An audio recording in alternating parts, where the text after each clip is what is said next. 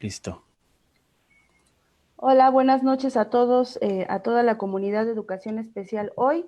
Bienvenidos a esta charla. El día de hoy vamos a hablar sobre las experiencias con el COVID-19 y los retos que nos presenta la nueva normalidad escolar. Tenemos a dos invitados muy especiales.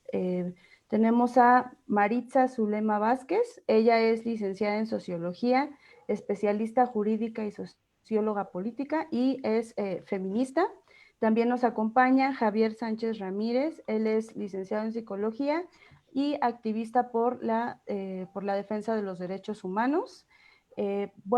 Pues primero agradecerles a ellos dos que hayan accedido a participar en esta charla, que estamos seguros de que será muy enriquecedora. Y bueno, pues sin más preámbulos, le paso el micrófono a Alfonso para que iniciemos esta plática. Hola Itzel, hola Javier, ¿cómo están? Zulema, muy buenas noches. Pues Javier, tengo la oportunidad de conocerlo. Él nos ha apoyado en algunas escuelas acá por la alcaldía de Álvaro Obregón, en uno de los barrios de Jalalpa, que es donde además vive por aquí y es vecino y de la comunidad. Y yo también soy vecino de estas colonias. Allí hemos tenido la oportunidad de coincidir con Javier, nos ha apoyado con el trabajo, con algunos pequeños, sobre todo para sensibilizar la situación de convivencia y algunas otras actividades.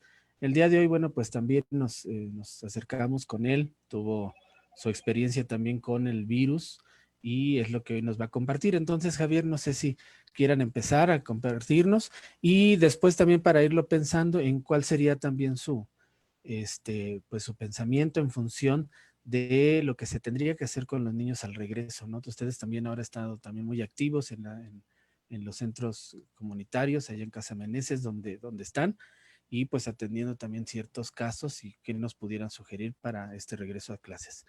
Javier, Zulema, pues les dejo ahí el micrófono. Gracias. Eh, pues sí, yo he dicho que vivir una experiencia así de veras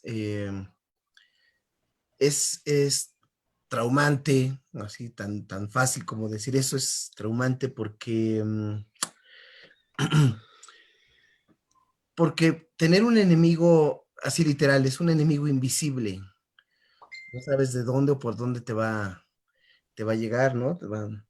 Entonces, la verdad es que han sido meses de mucha angustia, mucho desesperación cuando estábamos viviendo lo más fuerte de esta situación. Era como una pesadilla que no acababa, ¿no? Cuando tienes una pesadilla, pues te despiertas y ya se acabó, ¿no? La bronca, pero acá era una tras otra. Y yo me enfermo el 30 de abril. El 30 de abril, tengo necesidad de estar como en algunos espacios de alto riesgo. Me, me infecto y el 11 de abril, el 11 de abril soy hospitalizado en el hospital MacGregor, allá de la colonia del Valle del IMSS, es del IMSS, y ya con una, este, neumonía ya en un 75% de avance. Ya mi situación era grave y, y afortunadamente la atención que recibo ahí en el hospital de verdad es increíble, es muy profesional, muy comprometida, pues de primera. Tengo esa fortuna y el 19 de mayo salgo, desde mayo De mayo, de del mayo, 11 al 19.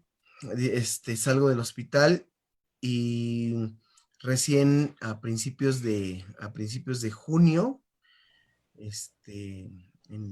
más bien a mediados de junio, pues ya, digamos, soy declarado como en alta, ¿no? Pero hay que decir que todavía tanto los médicos, los médicos y médicas, obviamente la población en general, pues no tenemos como la información tan clara, tan así consistente, ¿no? Para decir, para determinar qué hacer. Y es aquí donde nosotros, hemos tenido un proceso de aprendizaje rudísimo, rudísimo. Suele lo podrá explicar mejor, pero la verdad es que hay una, nos enfrentamos a situaciones que no sabíamos, que no entendíamos, que no alcanzábamos a comprender. Y lo voy a decir, por ejemplo, voy a poner algunos ejemplos y ahorita yo le voy a pedir a Zule que lo ahonde.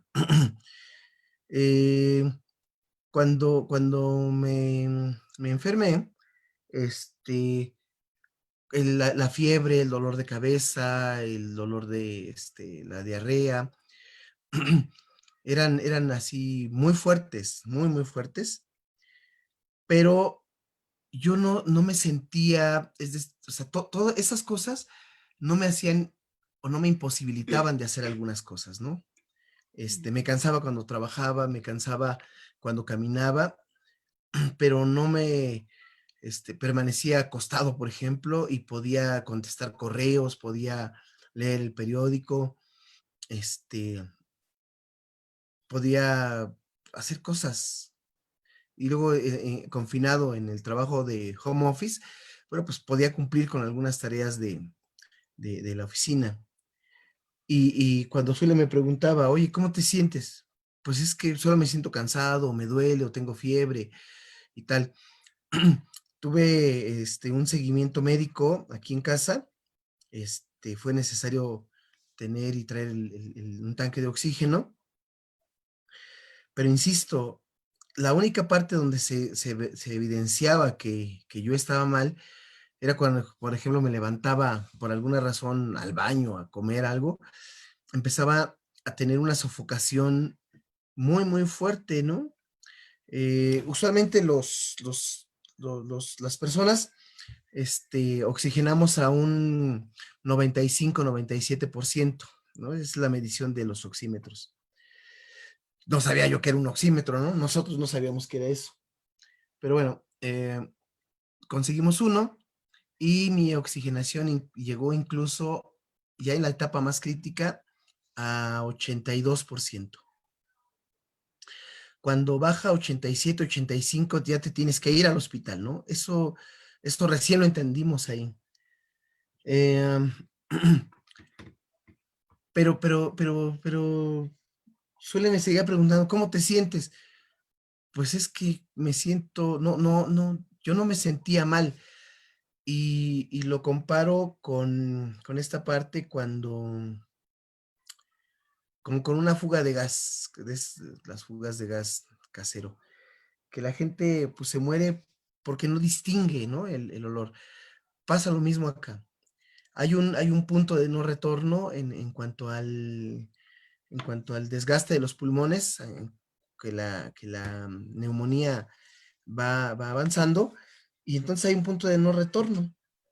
Y justo estaba llegando a ese punto, ¿no? Llegando a ese punto, y entonces fue necesario que Suele me llevara al hospital, literal, así me llevó, y me sacaron una placa con mis pulmones ya se veían casi blancos todos, ¿verdad? Y bueno, afortunadamente, pues sí, me recibieron rápido en el hospital, me pusieron un cóctel de multivitamínicos, un cóctel de, de medicamentos, ¿cómo se llaman esos? Antibióticos, Antibióticos, antihistamínicos, antibióticos, anticoagulantes. anticoagulantes, Como, cosas para la panza, no, de verdad, o sea, todo vía intravenosa, orales, líquidos, ¿no? Y a tomar agua. Y tirado en la cama, estuve Estuve ahí, te digo, pues una semana. Y tengo que decir que sí, los primeros 2, 3 días fueron los más difíciles, porque es ahí en donde los médicos valoran si, o van viendo, ¿no? ¿Cómo vas respondiendo? ¿Cómo va respondiendo la persona? ¿Cómo va respondiendo el sistema inmunológico, el cuerpo? Afortunadamente yo respondí bien, pero me tocó ver, ¿no? Me tocó ver a personas que afortunadamente salieron, que afortunadamente fueron dados de alta, pero también me tocó ver a otras personas que, pues, que no la libraron, ¿no? Eh, mm, yo te puedo decir, muy, muy sincero, pues tenía mucho miedo, ¿no? Mucho, mucho miedo, porque, bueno, no es una situación fácil, insisto, lo que dije al principio, no sabe uno a qué se enfrenta, no sabe uno qué está pasando. Por ejemplo,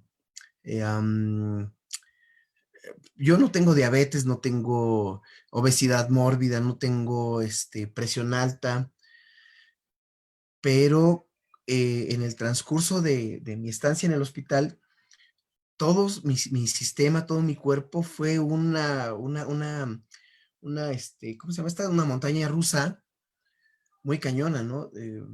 Recuerdo un día que mi nivel de azúcar, mi nivel sí, estaba en 200 y cacho, ¿no?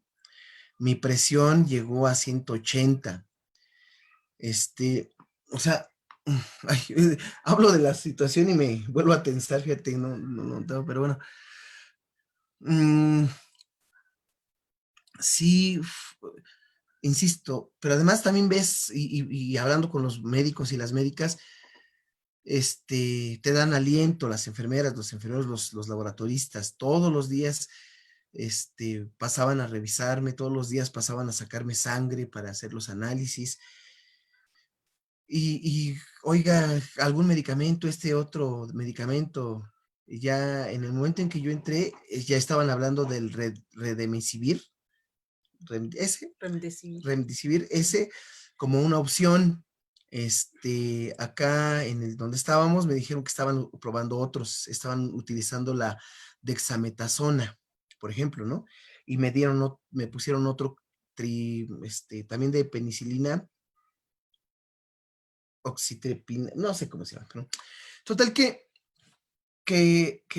ellos iban viendo cómo iba yo reaccionando, y bueno, y afortunadamente, pues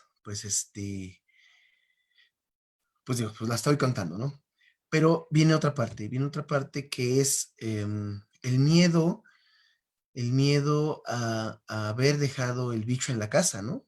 A pesar de que, digo, aquí en la casa estuve en aislamiento y tal, con todos los cuidados, ¿no? Traíamos todos los días el cubrebocas, sanitizábamos a cada rato. Bueno, más bien Zule sanitizaba, ella te va a contar ahorita, pero el miedo de estar ahí, dices, ¿qué está pasando? ¿Cómo está mi familia? ¿Qué tal si se enferman? Pero también quiero decirte que ese miedo todavía persiste, ¿eh? Todavía persiste. Pero bueno, ahorita digo eso. Digo, si quieres agregar algo ahí en ese proceso. Bueno, sí, buenas noches a todas y todos quienes nos están escuchando. Efectivamente, este tema del COVID, aunque si bien es muy actual y no tenemos mucha información, pues sí es cierto que hemos sufrido y padecido de múltiples formas los estragos y todo lo que esto ha generado. No solamente una persona enferma tiene efectos inmediatos, por supuesto, con su familia inmediata, con el entorno en el que estamos, y a mí me toca un poquito platicarles más bien de ese tema. Tenemos en casa una niña, somos 4 integrantes acá en la familia, digamos que nuestra preocupación principal era la niña. Si bien no hay muchos casos detectados en niños y niñas, también es cierto que sí podrían portar el virus, ¿no? Y en esa medida nos preocupaba que la niña lo tuviera y que pues pudiera ser un factor de riesgo también para otras personas, específicamente pues las abuelas y las personas que están aquí, ¿no? Cerca. Esa situación nos obligó a mantener un proceso sí, de limpieza y sanitización y asepsia prácticamente todo el tiempo, pero también a mantenernos a distancia.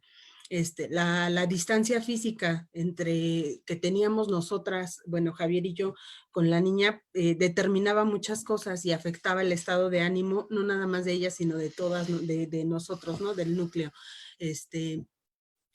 Damián, que es el otro hijo que está acá con nosotros, también, pues obviamente hay un efecto emocional, ¿no? De todo esto que está pasando, tuvimos una pérdida y no pudimos llevar a bien el duelo, y además ahora tenemos encima un virus y una enfermedad que, como bien dice Javier, no conocemos mucho, pero que ya nos obligó a llevar, por ejemplo, en su momento a Javier al hospital, ya nos obligó a conseguir un tanque de oxígeno, ya nos llevó a gastar mucho dinero, porque también hay que decirlo, el tratamiento y el medicamento es caro, o sea, aun cuando se tiene el acceso a servicios públicos, gratuitos y etcétera, o sea, en realidad se requiere de una inversión importante de recursos, de comprar desde el oxímetro, por ejemplo, los medicamentos, buscarlos, el traslado, con lo complejo que es ahorita, por ejemplo, el acceder o el de estar saliendo y trasladándonos, pues fue necesario echar mano de muchas herramientas y de muchas cosas que se dan como por obvio porque pues el día de hoy ya estamos aquí, pero en realidad hubo muchísimos factores que intervinieron. Y hay, digamos que es como una reacción en cadena para todas y todos los miembros de la familia, porque hubo más casos aquí en casa, ¿no? Que presentaron, que dieron positivo, hubo otros casos que dieron negativos. Sin embargo, las medidas y los tratamientos se tenían que llevar a cabo, que esa es otra cosa, ¿no? O sea, no están enfermos, sus pruebas son negativas, pero hay que seguir un tratamiento, ¿no? Entonces, insisto, son muchísimas cosas, podemos analizar este problema o este problema de salud desde muchos ángulos, pero efectivamente el primer impacto pues viene aquí en la casa y es aquí en la familia, donde se necesita generar la primera fortaleza y el primer mecanismo de apoyo y de soporte, no nada más para el enfermo, sino para el resto de los integrantes de la familia. Y aquí es donde nos damos cuenta de la importancia de decir, sí, utilizo el cubrebocas, sí utilizo la careta, sí utilizo guantes incluso, y entonces de pronto salir a la calle y verte en la necesidad de salir a buscar medicamentos o medicina o cualquier otra cosa, de pronto darte cuenta que la gente no está atendiendo las medidas, que tú ya tuviste un deceso, que probablemente puedas tener más, porque hay que decirlo, ¿no? Llega un momento en el que te das cuenta que a lo que te estás enfrentando o la situación real ante la que te encuentras se llama muerte, ¿no? Algo que todas y todos tenemos seguro, pero que de pronto a lo largo de ese proceso se va olvidando, se va perdiendo, ¿no? Y además también va perdiendo como cierto valor y cierto sentido en un contexto más amplio y más social, se va, digamos, como diluyendo en la medida en que te dicen, pues, o por ejemplo hoy, ¿no? Son más de 35,000 casos ya de decesos en México, ¿no? De muertes por COVID. Pues 35,000 casos es una cifra, es un número y ya. La cosa aquí es que, pues es el abuelo, ¿no?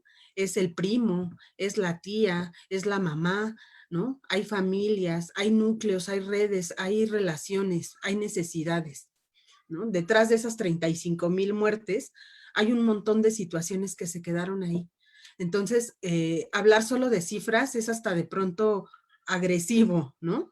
Para una sociedad que está tan lastimada, no nada más por esta situación, sino por muchas otras cosas, y de pronto ver todo como en esta cuestión numérica, pues es hasta un elemento más de violencia y hasta de desolación, porque se llega a sentir eso, ¿no? En esta circunstancia en donde no tienes de frente al enemigo para pelearle. Y eso genera una serie de sentimientos, pues bien fuertes y a veces devastadores, ¿no? Depresión, enojo, frustración, impotencia, ¿no? Yo les puedo compartir que aquí en casa tratábamos de mantener el ánimo, pero, o sea, no podía, yo, por ejemplo, no se me puede olvidar la cara, los ojos, la expresión de todos los miembros de la familia preocupados, ¿no? Eh, yo quiero decir que yo, de verdad, yo intentaba así como decir, no, no, no pasa, ¿no? Va para adelante. Pero, insisto, uno finalmente, pues uno es humano, ¿no? Nos avasalla. ¿Mm? Sí, oye Javier, y por Sí. ejemplo, en este proceso, pues nos han estado hablando las autoridades de los síntomas, de cuándo tenemos que ir al médico. Ustedes nos podrían compartir, por ejemplo, en tu caso, desde que tú tuviste la enfermedad, cuándo sugieres ir al médico y desde el cuidador, que también es otro elemento importante para estos momentos también de tensión, ¿no? Cuando estás enfermo, porque además, creo que apenas te vas sintiendo tantito mal de la garganta. Digo, hasta uno a veces lo vive y ya te está dando miedo, cierto temor. Entonces, ¿cuándo es hay que ir? O sea, desde tu mirada como, como, este, pues en este caso que aquí tocó y la del cuidador, ¿cuál sería este? Digo, evidentemente hay que estar, sí, bien atento a los síntomas. Y la primera cosa que yo creo que es así, es básica, cuando ya se han detectado síntomas como el dolor de cabeza, la fiebre más de 38, Sangrado. sí, sangrado, diarrea, la tos seca, sí hay que hacerse la prueba. Hay que hacerse la prueba. Hay que decir esto también, en favor de las instituciones. Fíjate que los centros de salud, la alcaldía, el gobierno de la ciudad, han estado, y eso lo puedo ver, pues, me consta, que han estado como muy atentos, ¿no? A esta situación, haciendo pruebas y vienen los equipos médicos, también hay que decirlo, pues ellos tienen miedo también, ¿no? Y ya hay un buen número de personas así. Entonces hacen la prueba y ahí se determina. Sí, La prueba, digamos, yo les sugeriría primero que sí hicieran el cuestionario que está en Locatel.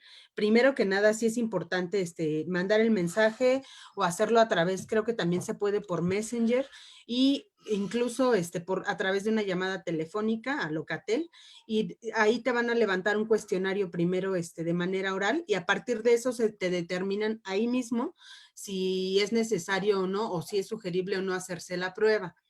Ahora, también es cierto, y eso nos lo dijeron, es que hay un porcentaje alto de falsos negativos, ¿no? Y también hay un porcentaje de personas asintomáticas. Lo importante aquí es que seamos atentas y atentos a cómo nos sentimos, que aprendamos a diferenciar de una gripa común, que regularmente no llegamos a tener fiebres tan altas. En este caso sí es un síntoma muy, muy contundente, digamos, la fiebre alta, y que además se mantenga de manera relativamente permanente, ¿no? Porque regularmente cuando hay fiebre de inmediato la bajamos, pero en cuanto se presente la fiebre, aun cuando la bajemos, sí es importante hacer el cuestionario, solicitar o seguramente nos van a decir vamos a hacer la prueba, y estar atentas y atentos a que nos hagan la prueba. Es una prueba realmente muy sencilla y muy rápida, no nos lleva más de 3 minutos por persona, y y pues no tiene mayor complicación. La atención que hay ahorita por parte en el caso de la Ciudad de México, ¿no? Pues sí es prácticamente inmediata, no tardan mucho, incluso hemos sabido de espacios privados en los que te tardan incluso más a veces en darte el resultado. La prueba la hacen rápido, pero el resultado tarda.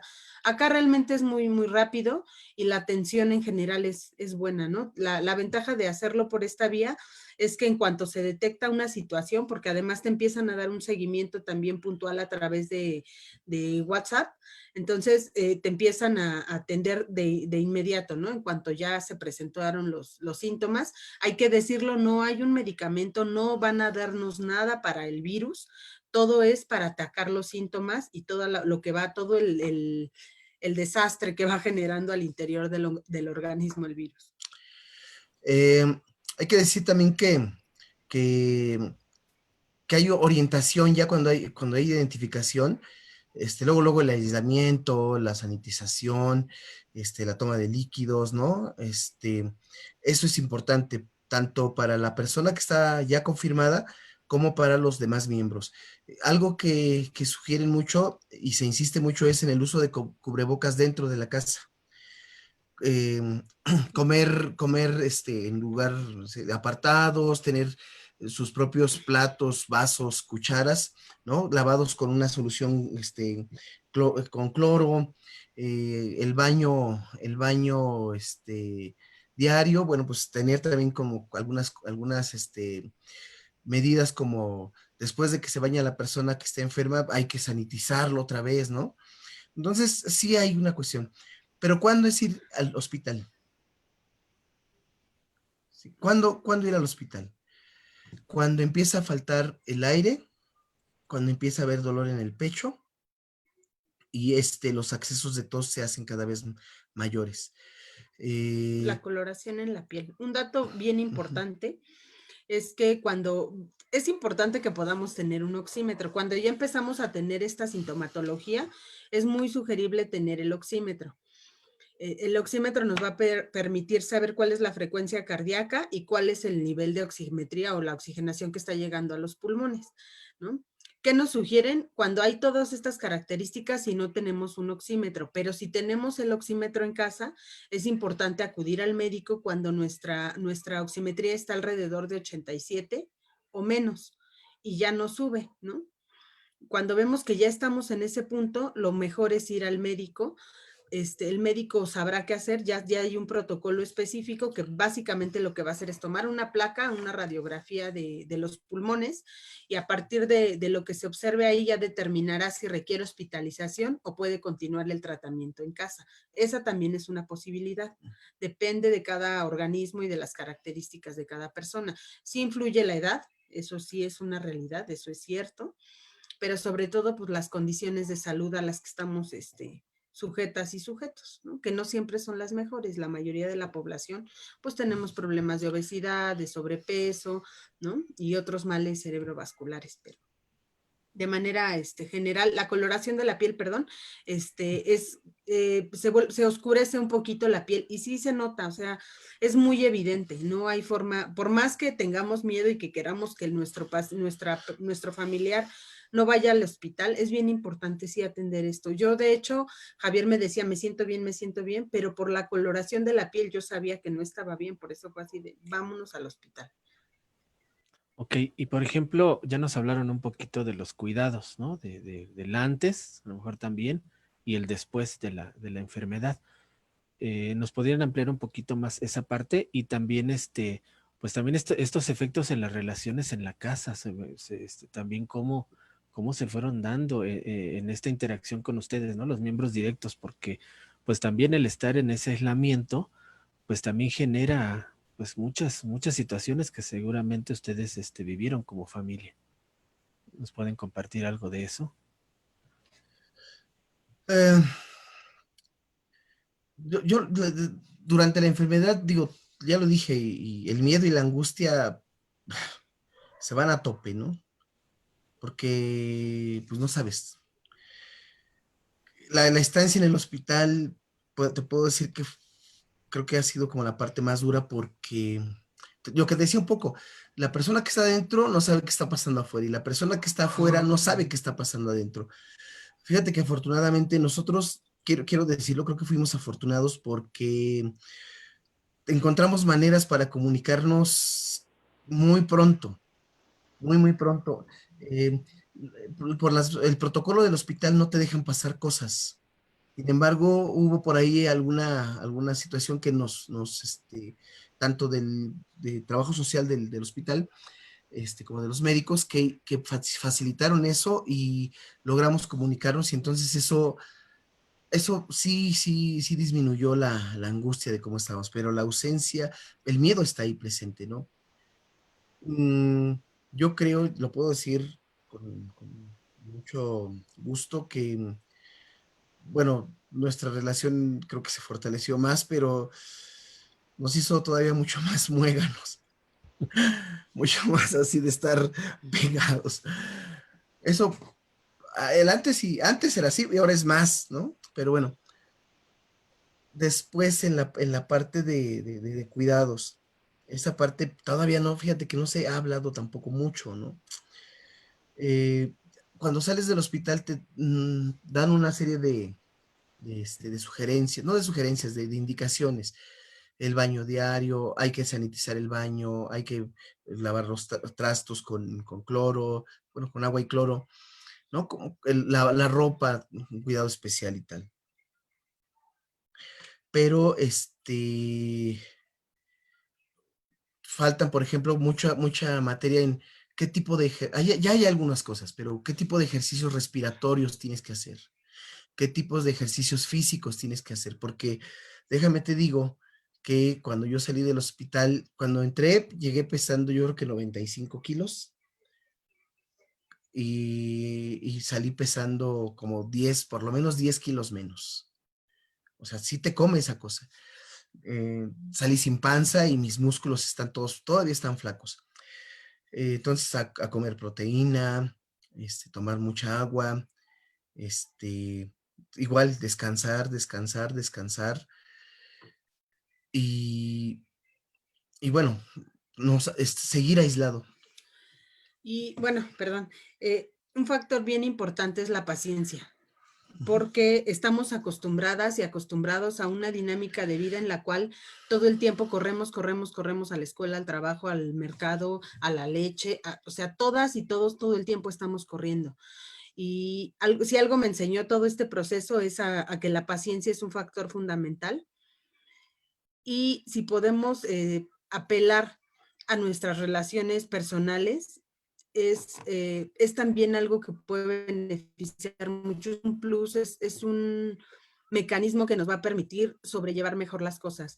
Yo aprovecho también para agradecer otra vez, porque siempre en cada espacio lo hago, a Vania, que es una amiga entrañable. Ella es enfermera y fue quien nos estuvo apoyando todo el tiempo con las medidas, por ejemplo, de higiene.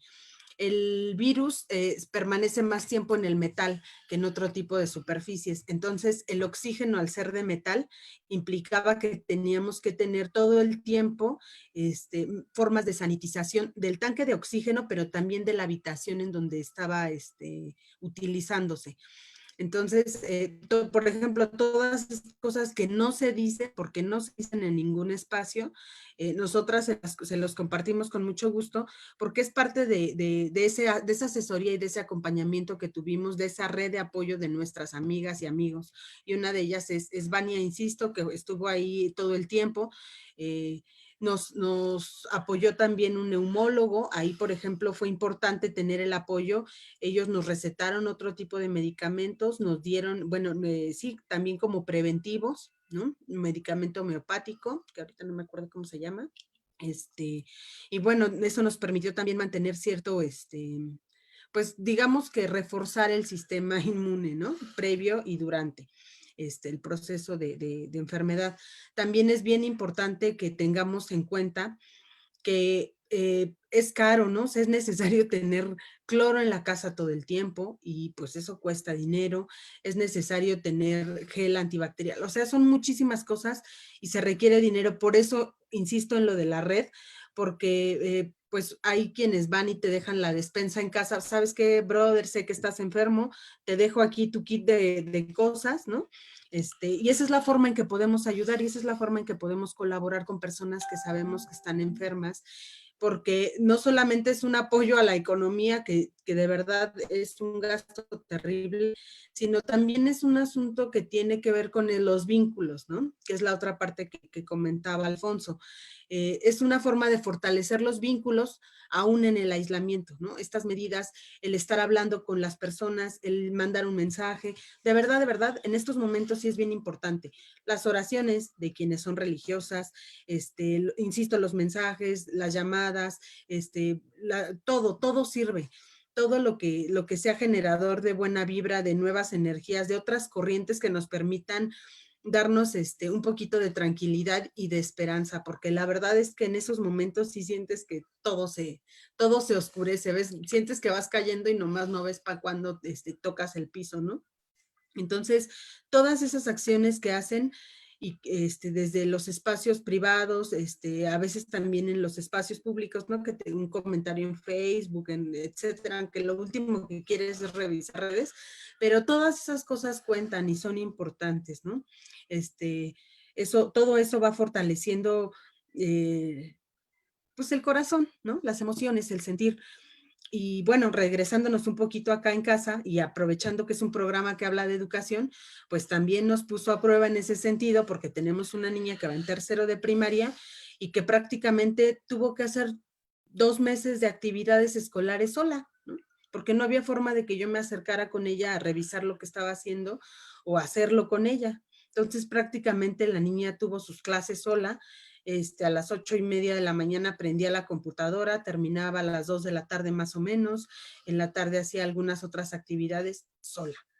Y aunque es frustrante porque eso además hace que te sientas más mal todavía en este contexto, también es cierto que pues te da la oportunidad de inventarte nuevas formas de relacionarte y de darte también cuenta y darte la pausa y la oportunidad de ver qué tan necesario sigue siendo la presencia, el abrazo, el aplauso, el apapacho, es fundamental en estos momentos, ¿no? Sí nos deja ver que necesitamos rehacer nuestras relaciones y pues también es todo un reto para la educación de este país, pensar en estas nuevas normas y en estas nuevas dinámicas. Mi hija me afirma y me asegura que no aprendió nada. De verdad dices que yo no aprendí nada, mamá, neta, no aprendí nada. Y sí se lo creo, pero hizo todo, o sea, todas las actividades que tenía que hacerlas hizo, aunque ella dice que no aprendió.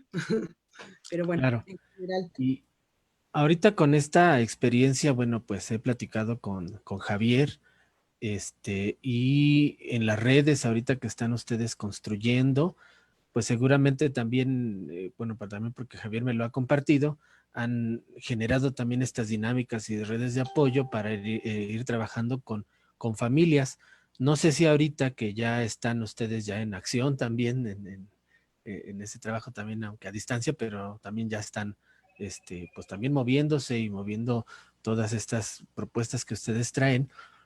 ¿Cómo han vivenciado ese acercamiento de las familias ante esto? Porque a donde quiero también direccionarlo es qué hacer cuando vamos a llegar a la escuela, cómo trabajar con estos niños, porque si bien es cierto, como ustedes ya decían, van a regresar muchos niños con problemáticas de las que ustedes ya dijeron, sin un abuelo, sin un papá, sin una mamá, sin un tío. Ujú. ¿Qué vamos a hacer ante esa parte? Entonces, ustedes que ya han estado ya en acción y teniendo esos primeros acercamientos, porque la escuela todavía no, nosotros como docentes sabemos que están ahí estas posibilidades, pero ustedes ya han empezado a vivenciarlas por ahí, que nos pudieran ir platicando sobre esto.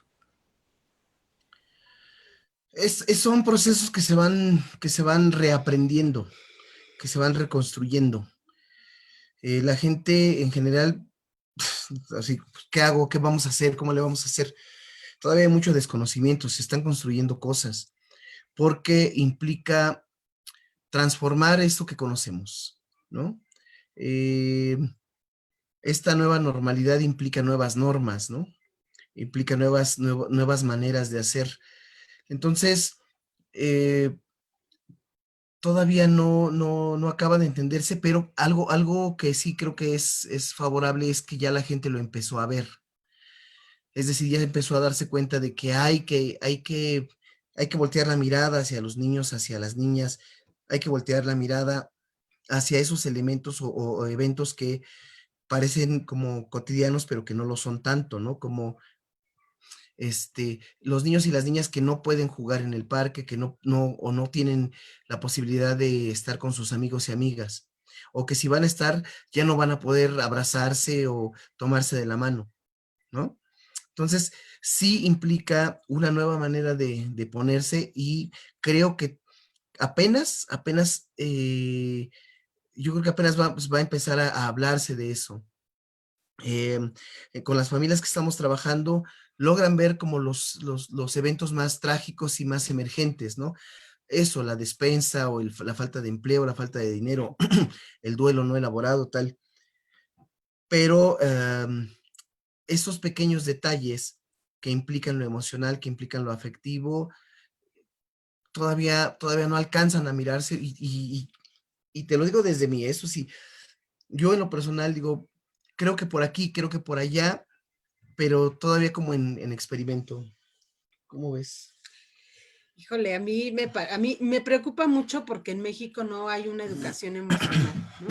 Es bien difícil que nos atrevamos a hablar de educación emocional y en todos los espacios, ¿no?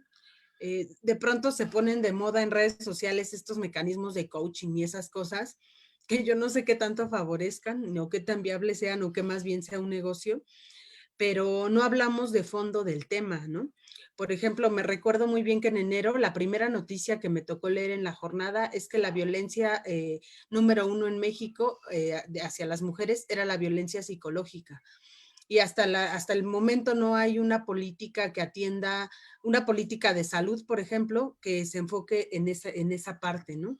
No como, sí como un problema de salud pública, pero también como un mecanismo para revertir la violencia, ¿no? Atender el terreno de las emociones y de cómo construimos las relaciones a partir de eso, creo que va a ser muy fundamental en las aulas. Creo que vamos a tener que apelar otra vez a la voluntad de los profesores y de las profesoras, porque al final del día es poner un extra a algo que no está contemplado en un programa, en un plan de estudios, en un sistema educativo, ¿no? Al final de cuentas es hacer su propia lectura de la realidad del aula, del grupo que está ahí, y pues empezar a transformarla a partir de eso, ¿no? Sí ser muy receptivos, receptivas y muy sensibles ante la situación por la que están atravesando los niños y las niñas. Estamos hablando de 35,000 pérdidas. Así es, ¿no? Y Yo tengo- además, perdón, Javier. Sí, No, dale, adelante. dale, y ahorita te lo comento. Ah, porque sí, va a tocar también ese punto, porque bueno, estamos hablando de esta salud emocional de los niños, pero y los maestros también, ¿cómo está? Porque a final de cuentas van a ser los encargados también de poder mediar todas esas situaciones cuando lleguemos al aula. Y déjenme platicarles que hasta ahorita, como así lo dice Javier, no hay todavía una construcción de un fortalecimiento para los docentes en ese desarrollo de esa propia salud emocional para poder llegar a atender al otro, porque ese va a ser el gran reto. Entonces también ahí tenemos un grave problema porque los maestros van a llegar con las herramientas que tengan, ¿no? Y también con sus dolores, ¿no? Pues sus dolores, Así es, también. sus pérdidas. Mira, yo lo que quiero comentar es lo siguiente. Lo que no se habla se actúa. Y los niños y niñas, justo retomando lo que está diciendo Zule, en esta falta de educación emocional, este, los niños y las niñas no dicen lo que sienten, o les es difícil entenderlo, procesarlo, pero sí lo actúan. Entonces, un niño o una niña que ha sufrido una o dos o tres o todas las pérdidas posibles, incluido el confinamiento y la pérdida de algunos amigos, amigas, espacios, etcétera, bueno, va a hacer que ese niño o niña que esté en el salón, en el aula, va a ser como una bomba de tiempo. Y si lo que le acabas de agregar, justamente, ¿no? El papel que les va a tocar a los profesores y profesoras de contenedores de estas emociones o encausadores de esta situación, bueno, pues es un cóctel que no se lo deseo a nadie. Sí va a ser, es complicado porque me parece que entonces tendremos que pensar de una manera diferente hablando de nuevas normalidades. En lugar de preocuparnos más por los contenidos académicos o los logros académicos, numéricos, memorísticos, ¿qué tal si empezamos a pensarle que en los primeros 2 meses de clases empezamos a trabajar dinámicas de comunicación, dinámicas de expresión corporal, dinámicas de técnicas de relajación, dinámicas para trabajar las emociones, esta cuestión de inteligencia emocional, por ejemplo, ¿no? Se me ocurre. Son 3, 4 cositas que a mí me parece que pueden ayudar. Y lo digo también desde dos formas. Una, desde la experiencia que esta pandemia nos está obligando a entender y a tratar, como es Bueno, quiero comentar aquí que desde Meneses, de Centro Meneses, estamos atendiendo casos vía telefónica y vía Zoom, videoconferencia. Entonces, los casos de depresión, de miedo, ya los tenemos aquí, ¿no? Cuando trabajamos en el consultorio, bueno, teníamos alguna técnica, pero ahorita lo tenemos que hacer a través de una pantalla, lo tenemos que hacer a través de una llamada telefónica. Entonces, nos ha obligado también como a parar las antenas, a ser cada vez más sensibles para utilizar todos los medios posibles y las experiencias que hemos adquirido en este ámbito, pues para ofrecer algo realmente apropiado e idóneo para que les sirva a las personas, ¿no? Entonces, ahorita, por ejemplo, con las adolescentes que ahorita estamos en seguimiento, justo, ¿cómo le hacemos? ¿No? Y tenemos que buscarle y entrarle con diferentes técnicas justo para que estas niñas, en el caso que yo estoy diciendo, tengan la manera de expresar, de decirlo, pero lo voy a decir todavía mucho más cañón. Para que la niña que tenemos aquí en casa, nuestra niña, tenga la posibilidad de decirlo. O sea, no es alguien ajena, allá el paciente o la ficha número tal, en él. Aquí nuestra, ¿no? Nuestra niña. Ahí está más cabrón. Sí, claro, ¿no? Y sobre todo pensando en lo que también decía Zule, ¿no? Esta parte de aquellos también que además de vivir esta experiencia, si la tuvieron, pues abonarle un poquito a las situaciones de maltrato, tanto a ellos como niños, esos maltratos, ¿no? Pues a veces el papá hacia la mamá, que es lo más común, ¿no? Y también esas otras realidades que tenemos en algunas colonias, ¿no? Donde los niños están al margen de la calle, exponiéndose ahorita también al virus, pero igual no podemos juzgar esa parte porque también sabemos de que muchos papás están al día y no están presentes. Entonces el niño se va de la casa, está en la calle y con el riesgo latente que tiene también estando afuera, ¿no? Y con estas otras particularidades que decía de violencia, ¿no? Que también se tienen. Y yo también creo que al regresar a la escuela, pues van a llegar los niños con muchas situaciones y ahí las van a manifestar en la escuela, ¿no? En ese espacio que además, pues se tiene que recuperar en las relaciones, ¿no? Eso que bien decían ustedes. Entonces eso es lo que tendremos que ir como trabajando. Y en ese sentido, pues esa perspectiva que ustedes nos están pues también dando a partir de esta experiencia, ¿no? Que no es nada grata, pero que sí nos ayuda a comprender y entender pues lo que se tiene que hacer ante la enfermedad, pero después también como una consecuencia, ¿no? Para poderle darle un cauce, pues lo más amigable posible y enfrentarlo en la escuela, ¿no, Javier? ¿Cómo ves? Sí, y empezar a hacer que los contextos en los cuales están los niños y las niñas, pero también los adultos, sean lo más amable, lo más afectivo posible.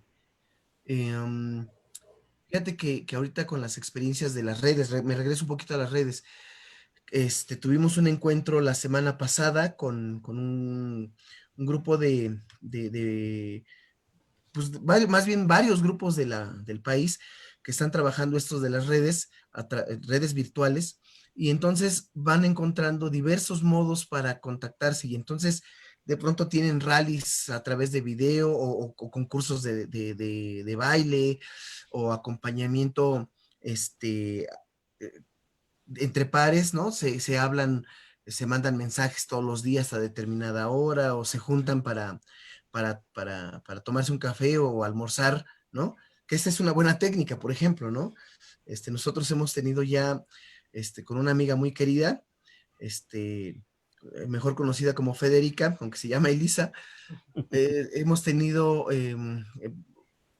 por lo menos Dos, ¿no? dos almuerzos vía Zoom. Entonces, es decir, aprovechar como los elementos y herramientas para crear esos contextos afectivos y efectivos, para poder encontrarnos de una manera amena, atractiva, alegre, lúdica,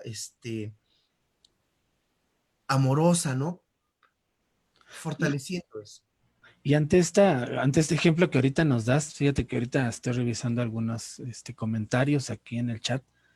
y nos hablan de manera directa en estas falta de relaciones ahorita, ¿no? De tanto de los niños y mucho más en los adolescentes, ¿no? Que por ejemplo, pues algunos ya no se despidieron, los que salieron de sexto, pues ya no se van a ver, ya no terminaron ese ciclo, y los que salieron de la secundaria, ¿no? Entonces ahí, bajo este ejemplo que ahorita nos das, Javier, ¿qué pudiéramos sugerir para poder tener, no perder esos vínculos, entre ellos como amigos, ¿no? Utilizando estas herramientas, Javier y Zule.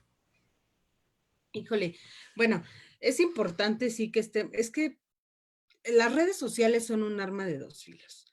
Entonces, si en la adolescencia, si permitimos que nuestras hijas e hijos hagan uso de estas, que es correcto y que además no podemos negar que es una realidad inminente, pero como toda acción libertaria requiere como de mucha responsabilidad, pues también va la responsabilidad para nosotras y nosotros como padres de familia. Sí es importante que las chicas y los chicos tengan estas redes, pero hay que estar al pendiente. Sabemos que hay un sinnúmero de situaciones de delitos virtuales, de delitos que se dan a través de las redes sociales, y pues en esa medida hay que estar muy alertas y hay que estar atentas y atentos. Pero lo mismo ocurre en la calle. Decías hace un ratito, pues es que es inminente que los chicos y las niñas y los niños salgan, ¿no? Y que las mamás y los papás tengan que ir a trabajar, porque en el barrio es así, aquí en nuestro barrio es así. Pero también es cierto que tendríamos que apelar a nuestro sentido más humano. Creo que todo esto que está pasando, tanto en redes sociales como en las relaciones de a pie, de la calle, es bien importante que apelemos a la humanidad. Y que entendamos que si están los chicos en la calle, pues podemos invitarlos a comer, porque de verdad es real. Aquí vemos vemos grupos de niñas y niños a cualquier hora del día, jugando, brincando, corriendo, saltando, solos, absolutamente solos, sin el apoyo, sin la atención de un adulto. No sabemos si ya comieron o no comieron. Creo que apelar a nuestra humanidad implica echarle, como dice mi mamá, echarle un ojo a los niños, ¿no? Estar al pendiente de ellos. Sabemos que están en la calle, que es inminente que salgan, pero sí podemos ser solidarias y solidarios con ellos. Sí podemos preguntarles si ya comieron, sí podemos invitarles un plátano, sí podemos invitarlos a que utilicen un cubrebocas, o incluso dárselos. Hemos estado en espacios afuera donde a lo mejor pues no hay el hábito. En el barrio la gente sigue sin utilizar un cubrebocas, es la verdad. Pasamos por el tianguis y la gente sigue vendiendo plátanos fritos, botanita, lo que sea, sin las medidas básicas de higiene. Antes y ahora es lo mismo, ¿no? O sea, para ellos no hay ningún cambio, pero lo cierto es que ya hay 35,000 muertos, ¿no? Y lo cierto es que ellos y ellas pueden contagiar a otros 35,000 y da lo mismo, pues. Entonces, apelar a la humanidad es apelar a la responsabilidad que tenemos cada uno y cada una en el entorno inmediato. O sea, no solamente en las redes sociales, hablar y tirar mensajes bonitos y enviar y escribir post deseando que la nueva normalidad sea la buena donde es, no. O sea, es transitarlo, es pasar a la práctica, es hacerlo en la calle con el vecino y con la vecina, es hacerlo en el mercado, ¿no? Y es empezar a generar estos cambios desde nosotras y nosotros, porque solamente así es como se va a empezar a generar una nueva normalidad. Esas nuevas normas las tenemos que dictar nosotras y nosotros desde nuestra experiencia en el barrio, pero también desde la resistencia en el barrio, ¿no? Y esa resistencia implica eso, la humanidad, regresarnos a esa parte en la que podíamos ver a la hija del vecino jugar afuera y decirle, oye, no te bajes de la banqueta, ¿no? En la que podía decir, a ver, ya se les voló la pelota y en vez de picarla con un clavo, se las aviento para que sigan jugando. Preferible ver las calles con los niños y las niñas así, ¿no? A que ahora sean los puntos de venta y consumo y distribución de sustancias y de otras cosas, ¿no? Entonces, sí me parece importante. La nueva normalidad tiene que ser nada más retornar a la humanidad que ya tenemos, que teníamos y que de pronto se nos olvidó. Yo quisiera nada más apuntar que los adultos como papá o mamá o maestras, maestros, seguimos con una responsabilidad que es el guiar a los niños y las niñas, ¿no? Incluidos los adolescentes que de pronto no se dejan. Pero otra vez, yo creo que también la empatía, ¿no? Y el esfuerzo para estar con ellos y con ellas. El esfuerzo en el sentido de de ponerle un poquito más de creatividad para lograr establecer estos canales de comunicación. Voy a poner un ejemplo bien bobo, pero, pero que en algún momento me funcionó justamente, ¿no? Cuando los hijos no querían, les llamábamos, ven a comer, ven a desayunar, ahorita, ahorita. Y lo que hacíamos era mandar mensaje de WhatsApp, apúrate en este momento. Y no me mandes mensajes, es una bobada, pero la verdad es que logra romper también como, entras a su dinámica y entras en su lenguaje, porque esa es la otra, construir lenguajes que, que nos acerquen. Tampoco desde la postura del yo adulto lo sé todo, ¿no? La neta tampoco es cierto, porque ya lo dijimos desde el principio, esta pandemia nos ha puesto en lugares que no sabemos, que no sabíamos, que no entendemos o que seguimos sin entender, ¿no? ¿Algo más? Pues no, agradecer a los docentes y a las profesoras, profesores, a todos porque han hecho un trabajo, híjole, impresionante durante, siempre, ¿no? Siempre y siempre se les reconoce en la palabra, pero no, la verdad es que en esta ocasión reconocemos el trabajo tan arduo que han hecho. Sabemos que lo que viene es muy difícil y nos toca a todos y todos ponerle, ¿no? Ponerle nuestro granito de arena en todos los espacios. Regresar a nuestra humanidad, insisto, también implica ver a la otra y al otro como eso, ¿eh? Como otra persona humana también, con toda esa carga emotiva, con la misma posibilidad de pérdida que yo, con la misma posibilidad de ganancia que yo y con las mismas ganas y necesidades y esperanzas de que las cosas sean diferentes y sean mejores para todos y todos. Híjole, pues muchas gracias. De verdad que Javier, Zule, les agradecemos mucho el haber participado.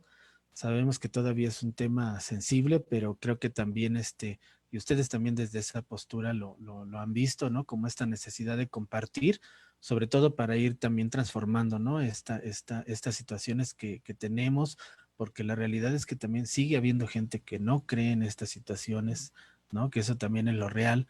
No sabemos qué viene, la incertidumbre creo que la tenemos día a día, ¿no? Desde que salimos de la casa o no salimos para ir a comprar algo al mercado, para llevar el alimento a la casa, pero en mi caso y específicamente como docente, pues también esa preocupación del regreso, ¿no? ¿Qué va a pasar con todo esto que platicamos hoy? Y pues bueno, nos agradó mucho su participación y le reconocemos también y darle las gracias a este esfuerzo, ¿no? Y a este trabajo. Ya está por acá Itzel, si quieres, para poder cerrar, Itzel.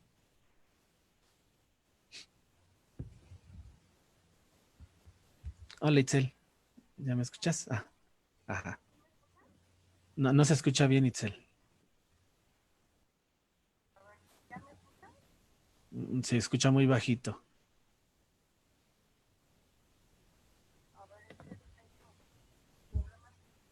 Ujú.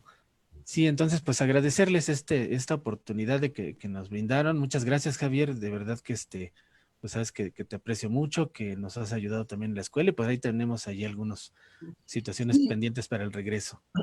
eso es importante, los planes, hay que adelantarnos un poco, seguir trabajando y de verdad agradecer la oportunidad, Itzel, Alfonso, eh, agradecerles que nos den la oportunidad de hablar, de decir un poco, y también ayudarnos a entender, porque a través de sus preguntas, a través de los comentarios, en lo personal yo voy reflexionando y reaprendiendo. Gracias. Muchas gracias, Itzel, Alfonso. Sí, Gracias. Itzel. Ajá. Gracias, Zule. No, no se escucha Itzel. Mm, mm. Algo falló ahí en su micrófono.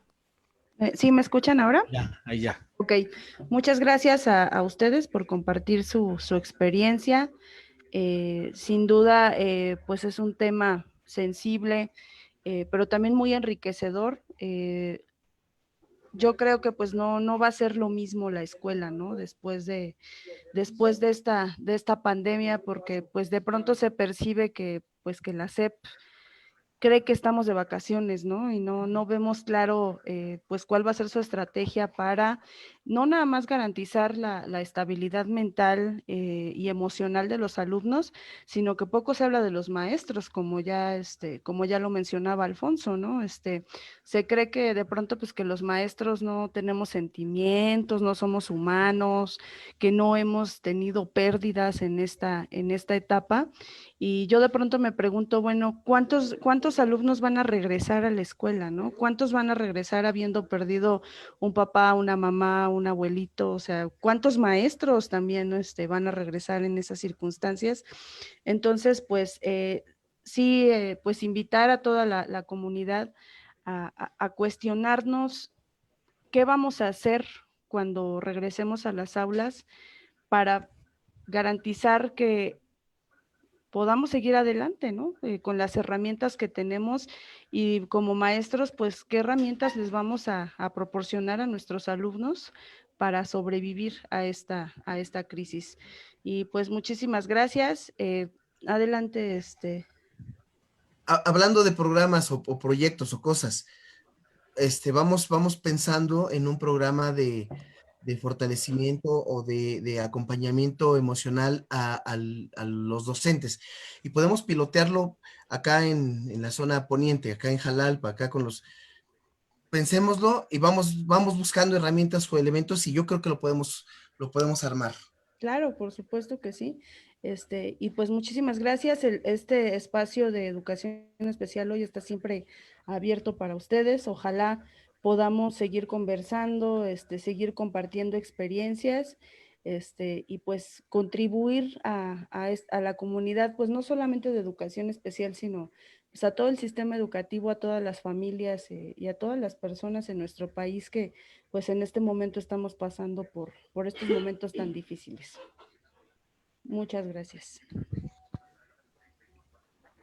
Muchas gracias. Entonces, nos vemos, Itzel. Muchas gracias. Javier, Zule, gracias por su participación. Gracias, Itzel. Gracias. Hasta luego. Gracias. Hasta luego.